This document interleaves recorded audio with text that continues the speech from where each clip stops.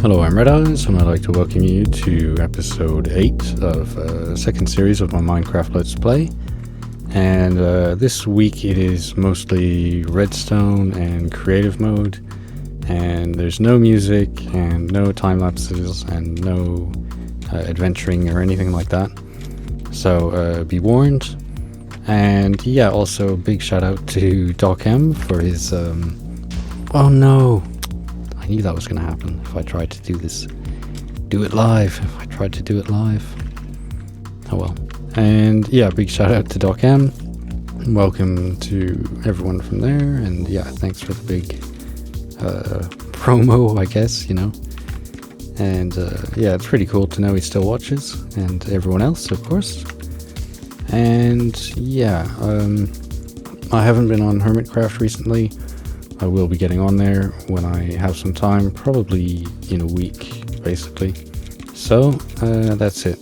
Quite redstone heavy, wheat farm stuff, and experimental stuff. Enjoy! Oh yeah, and I've edited the episode, and I breathe through my nose constantly, and lots of weird noises, so sorry about that. Oh, a green sheep. Hello. Okay, enjoy.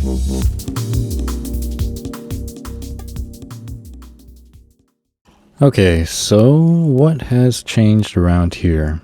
Well, if we look over here, I've done a little bit of work on this bridge.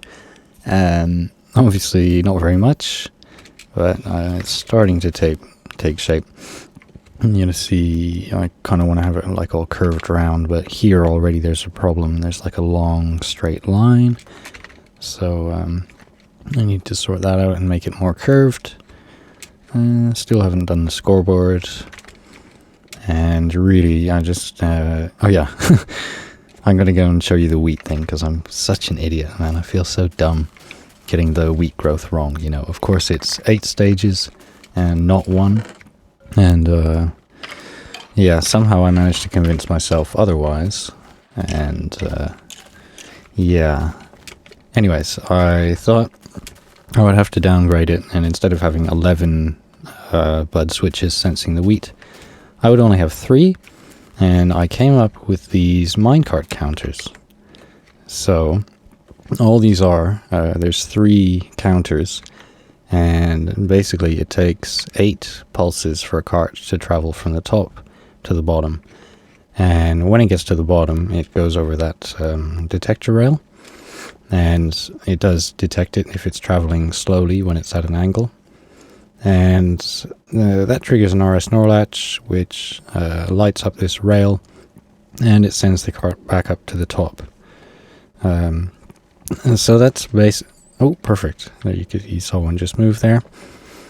And you know, you could set this up a lot of ways, but I have it running off a very short pulse. And that means I only had to use, well, 4 powered rails per counter, and 1 cart, and 1 other rail. Oh no, 5 powered rails. There's another one at the top. 5 powered rails, 1 normal one, 1 detector rail, and there is a bunch of redstone. Well, actually there's not that much. This is the output from the bud switches, here, here, and here. This redstone on top is part of the bud switch, and it's feeding power into the blocks under the rails here, which are diagonal to the pistons there. So I did some tests with the harvesting, and none of the wheat fell out below those pistons, so it's not actually a problem having them facing down, because I did say I wanted them facing the other way. But in the end, having them facing down makes everything more compact. Yeah, that's it really. I mean, the pulse comes out of here, and then it's just a straight redstone wire. Whoops, I need that. Need that there. Straight redstone wire that comes around and feeds into, well, here it's feeding into the powered rail at the top, and here it's feeding into the powered rail at the bottom. So, I mean, it's only because I wanted to have them quite close together that the wire comes back like this. Yeah, I might do it so I can cover up the walls. There we go. Oh yeah, and this one triggers the gate as well. So that is the counterpart, really. And like I said, it's feeding off a short pulse. And the pulses are being generated by these bud switches here. And they act as a monostable bud switch. I was thinking of using bud flop. You may have seen I liked a few videos to do with that. And that would have halved the number of steps, because the bud flop only triggers, well, the output would change every 2 inputs. It's hard to explain. I'll just show you how this one works. There's a piston there. The power is below there. A repeater set to 2, a torch there, and that is the block up there that had the output on it. And there's a redstone dot above there, which feeds into that block, which creates the bud switch. So those are the 3 detectors. The bud switch is there. One piston there. Perfect timing again. One there, and one there. This is the reset line. And what this does is it holds them closed or open, I don't know, one of them. And then I plant the wheat, and then when I release it, they all trigger together. And that counts as the first step. And the reset line comes down here. That piston is to do with the water harvesting thing. And here, this is where the detector rails, they're above that block, and that block. So when the cart goes across, it triggers this redstone, which feeds into these RS NOR latches. And there's 3 here, 1 here, repeater, torch. So torches feeding into each other creates a RS NOR latch, or if you do it wrong, it creates a clock. Yeah, and then that signal travels up here, where it only powers the bottom section of redstone rail up in the counters here. So when the cart is all the way down, instead of looping back and forth, this stays on. So it drops down and then it gets powered back up.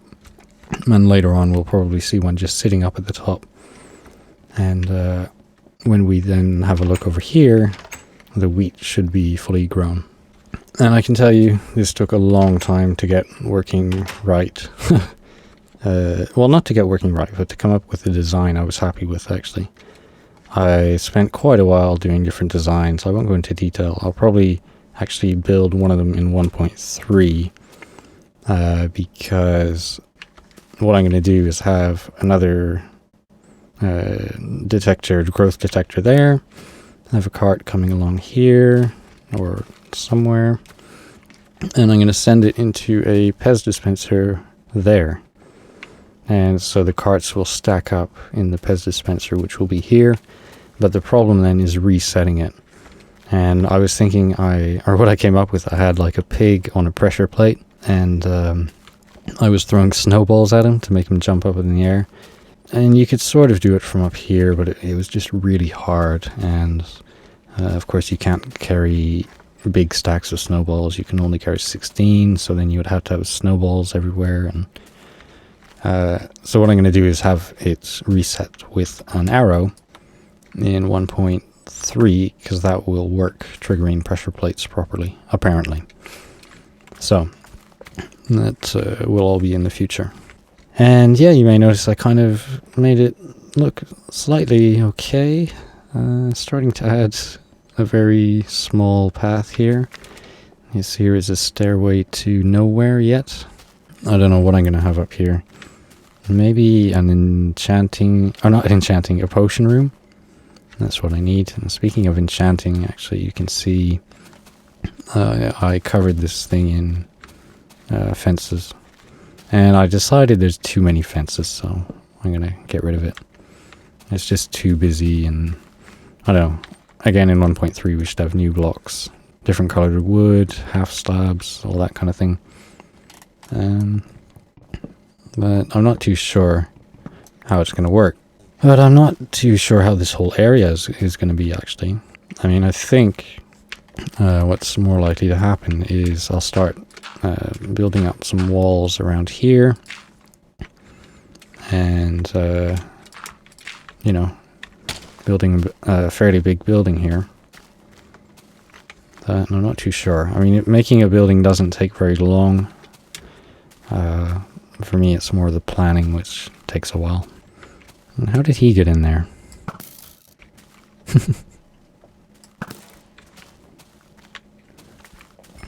So apart from this, the only thing I did was this melon farm here. And actually I'm kind of disappointed because, well, covering up the wiring here is just annoying, having the pistons behind it, pushing the melons, and then the wire behind it is just, I don't know, it's annoying to cover up, basically. So, I did come up with a different design, but it doesn't work, and I'm just going to quickly head into creative mode and show you that design. Actually, I think I'll harvest this quickly. I mean, it's nothing special.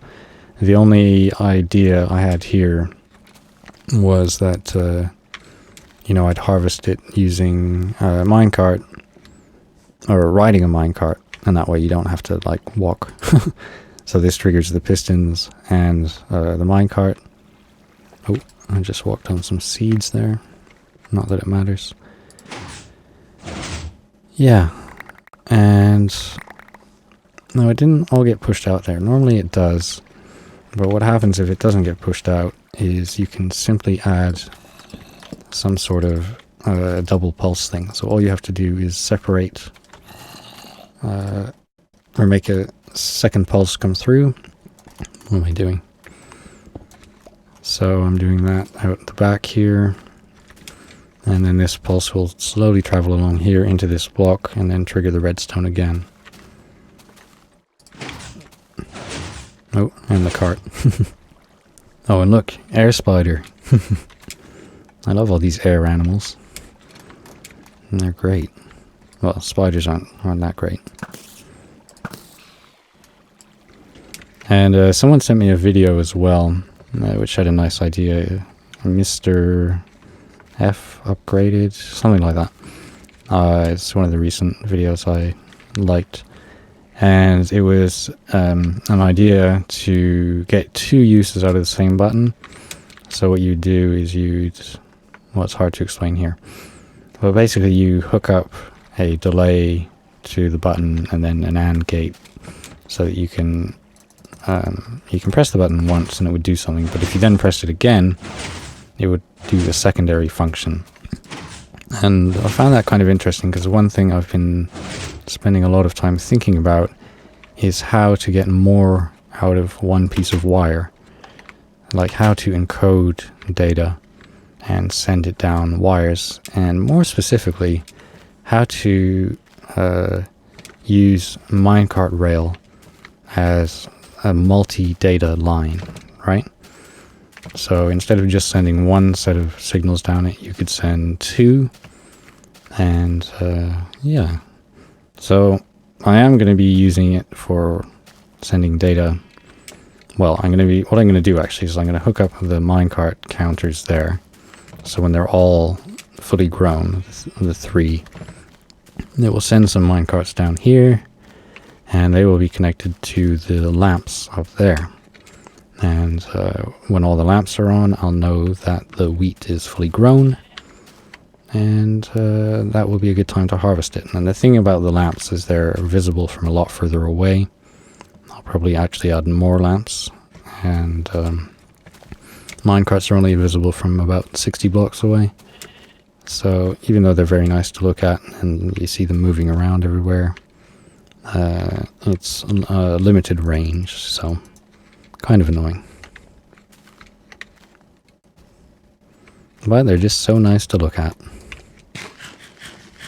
And my idea with this thing here is just not to intrude in the natural landscape shape. And I'm actually going to change it behind there so it's backlit and it triggers lights when the minecart goes by.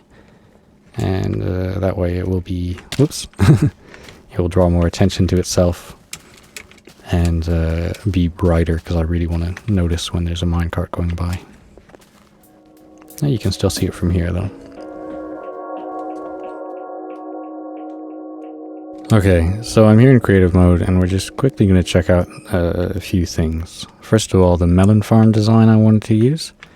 And basically this is it, with the pistons below here, and the rail collection would be here, or whatever collection.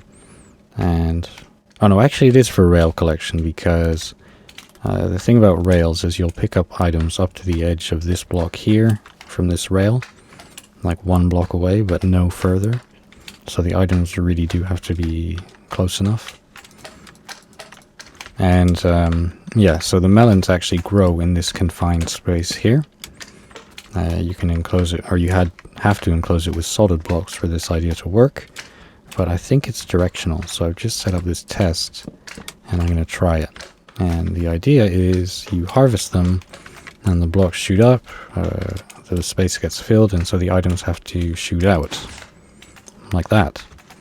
So then they shoot out, and you'd be able to collect them from the rail system, like that. And it seems to work in these 2 directions, but in my world, I set it up and items were getting stuck, and I just tried everything to stop them from doing it, and they would continue to get stuck. Like that. So it's probably this direction. Direction... Or is it 2? They seem to get stuck. And unfortunately, that's what was happening to me. So I'll probably use this idea somewhere else, because I think it's pretty cool, and it looks pretty decent when you harvest it. They all kind of pop out. And then, just to show you in the minecart, you do harvest everything. Okay.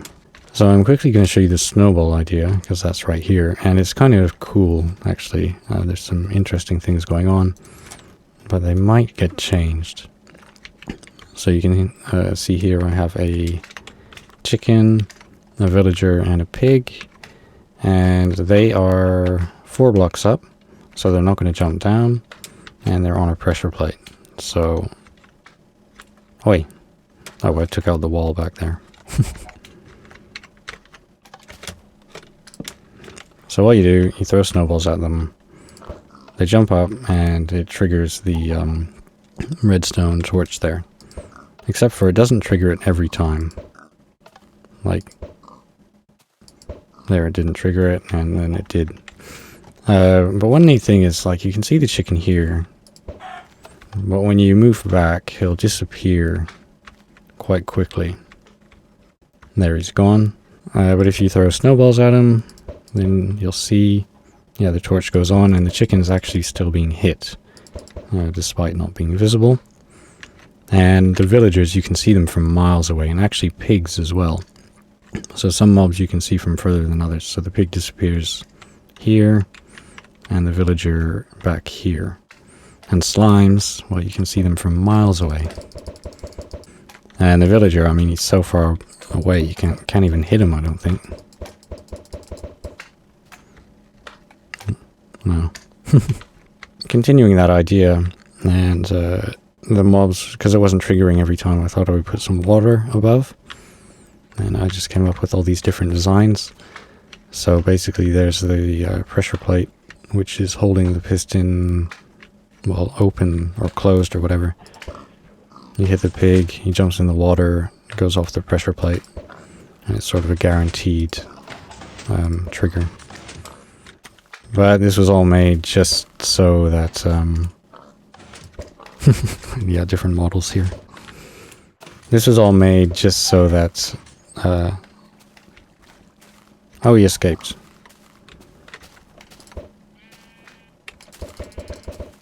Sorry, as I was saying, this was all made just because of the arrows not being able to trigger pressure plates, which apparently is soon going to be fixed. I think this is going to be the growth level indicator. So it's just 3 levels actually there. And, or not growth level, but telling me when all of the wheat is done. So 1, oh, wrong one. 1 level, 2 level, 3 level. And I was originally thinking I could have it so this middle one lit up, and then the circle, whoops, then it would be this circle around it, so it would be like a kind of different style display. And then the outer ring would light up, but I have no idea how to do the wiring. And speaking of wiring, what I want to show you now is how the meter is going to get the information. And what's going to happen is each time a wheat is fully grown, a minecart is going to get sent out, and it is going to get sent out into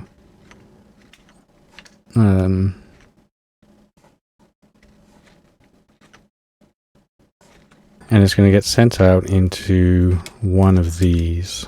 The minecarts are going to arrive next to the lamp meter thing. They're going to arrive in one of these. So the first cart will arrive there, and it triggers this. And this is sort of the same minecart loop thing I showed you the other week, just compacted. And it has some detection here. So what happens is the minecart shoots off the side, lands on this fence post, and also in this pressure plate. And then it turns this thing on here. And when the fence down here moves, the cart falls through. So that would be 1 full grown, and the second one bounces off the cart there. 2, 3, and then I'll have to send a cart to reset everything. And I think this is all wired up, so we'll go and have a look. The other cart comes around, and then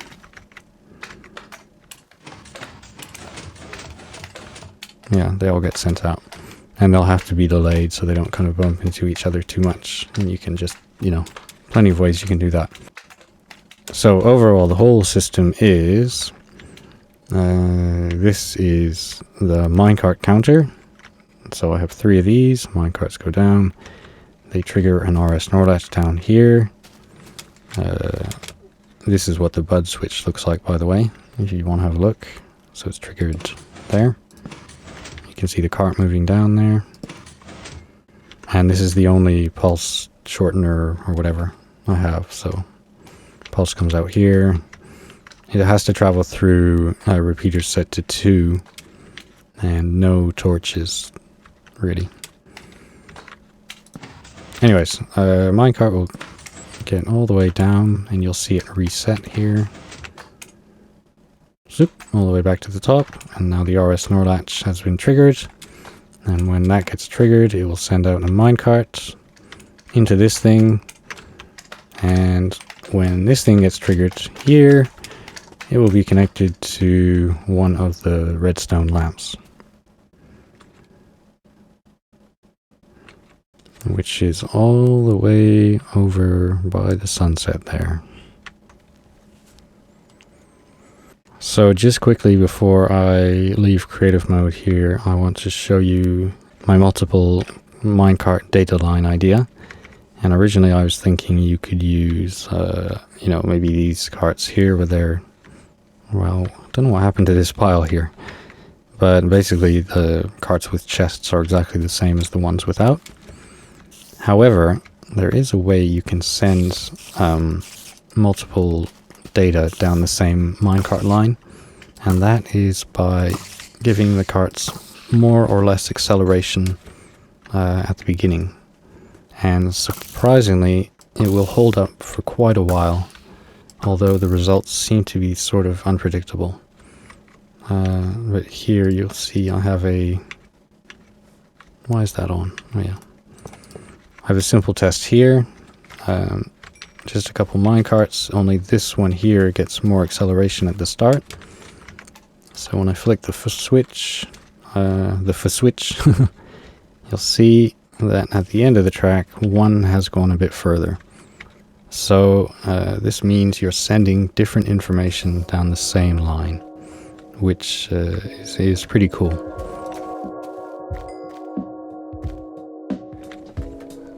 So just to make sure the idea was feasible, I set up a little test track here in a random world. And you can see there's just a bendy track going along here. Actually, oh yeah, I think I can leave that. See, what I was trying to do is see if there's, by adding like 3 powered rail in a row, if it would reset the minecarts, you know, just completely reset their speed. But it doesn't seem to. So I'll show you this one now, because this is kind of interesting. So I'll put one minecart down at the bottom here, and I'll send it off. And then we follow around this little track here.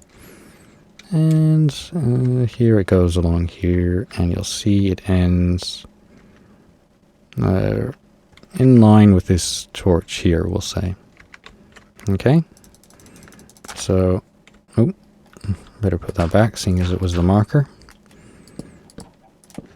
And now we'll go back and we'll send another cart from the top here. So pop that there, and you'll see it goes round and round and up and up. And where is it going to end? Oh, it goes further. So despite having gone across all these powered rails and all that, it has kept up the initial gain in momentum it had. Although under certain circumstances, it seemed that the cart that was lowered down would actually go further than the one that was started higher up. And I think that happened when I started it from 2 up instead, and didn't have those extra powered rails there. The ones I just changed. So that goes to, well, we'll say in between the 2 torches there. And then go up to the top again, another cart, looping around, and we'll see where it ends.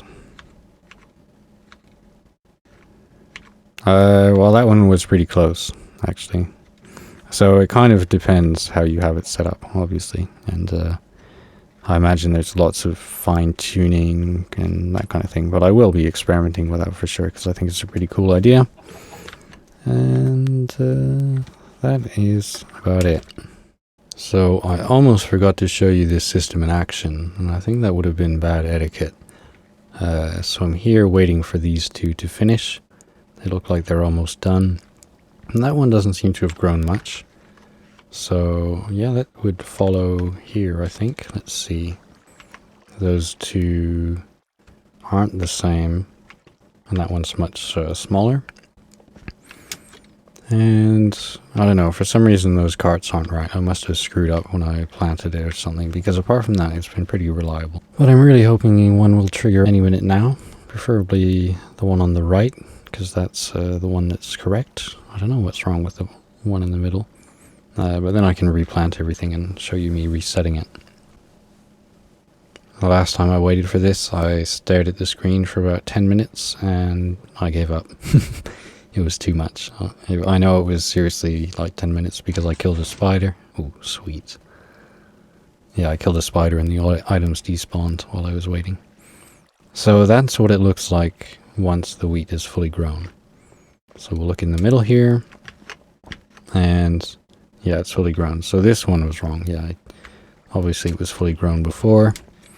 I'm not a wheat expert, you know. Last episode proved that. And thanks for all the comments, by the way. And one other thing I forgot to mention is I got this bud switch design here from MinecraftAddict.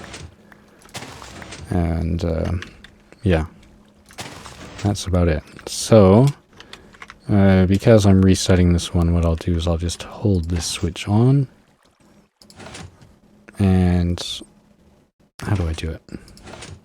Yeah, there we go. Oh, that middle one's wrong too. Okay, so now they're all up there. And what I'll do is I'll hold that lever and that holds down the resets. So you can see the lines have been reset there. Now I will put my wheat down here. Wheat, wheat, wheat. These get triggered, but the carts have not left yet. And you'll see when I hit this switch. Yeah, so that happens. I have no idea why that happens. But but it does. Ooh, and I can harvest all this. And knowing what I found out in creative mode there, I might move this farm here to over here. No, but then I would have to move everything. I mean, I can do it in any direction except for this one. So if I hit F3, we'll see if I'm looking at F2. Oh no, F0. I don't know what's going on. And it's not because of the slope. I mean, I changed everything and tested it. But I think that's about all I have time for. I haven't really had time to play much recently. I had a week off 2 weeks ago, and I kind of took some time away from Minecraft as well. And this week I've been pretty busy. Haven't had too much time to play, not much energy. I've been doing lots of hard labor outside in the heat, which is nice. Next week I'm probably going to be quite busy with work, but I might not be. I don't know. We'll see. Hard to know. But the answer is probably yes. I mean, I'm not really known for putting out episodes daily. Sorry about that. I'm just... it takes me ages to record episodes. This episode, I recorded at least 5 or 6 episodes worth of stuff, and I just wasn't happy with it. I just wasn't in the right mood. I'm a moody guy. So yeah, that's my plan, is to hook up all the stuff I showed you in Creative, the minecart loop system thing that will be installed behind those lamps up there. There'll be minecarts being sent out from behind here somewhere, connecting to there. And yeah, who knows what else. I've been meaning to get on the Hermitcraft server, but like I said, I haven't been playing much. So the time I have been playing, I've been on here and in creative mode mostly, so can't really do that on Hermitcraft, but I will get on there at some point. But I will definitely get back on there at some point, probably in a week. Then I'll have 3 weeks off, I think, so plenty of time. But that is it for now. Okay, thanks for watching. Bye bye.